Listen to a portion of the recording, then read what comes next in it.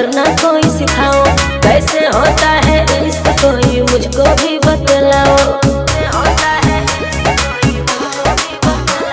मैं लड़की हूँ अभी नई, प्यार करना कोई सिखाओ, कैसे होता है इश्क कोई मुझको भी बतलाओ।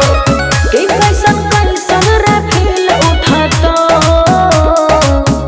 आगे धोखा दे भी तो दिल टूटता, प्यार कर भी तो सिल टूटता। धोखा दे भी तो दिल टूटता, प्यार कर भी तो सिल टूटता। अरे चुप कर। धोखा दे भी तो दिल टूटता,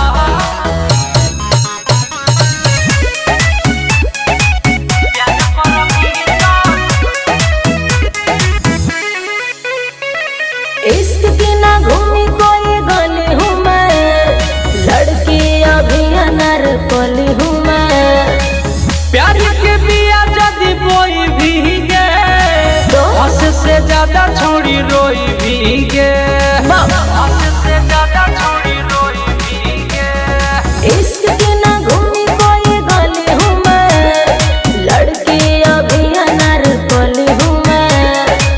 प्यार के बिया जदी बोई भीगे, हंस से ज्यादा छोड़ी रोई भीगे।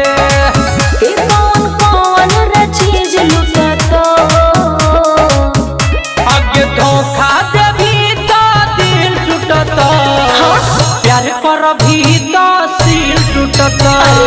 धोखा दे भी तो दिल टूटता, प्यार कर भी तो सिल टूटता। धोखा दे भी तो दिल टूटता,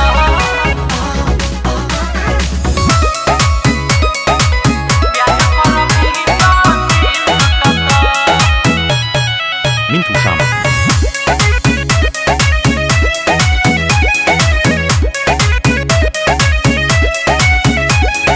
नई जवानी नया पानी है, सोच में क्या होता परेशानी है।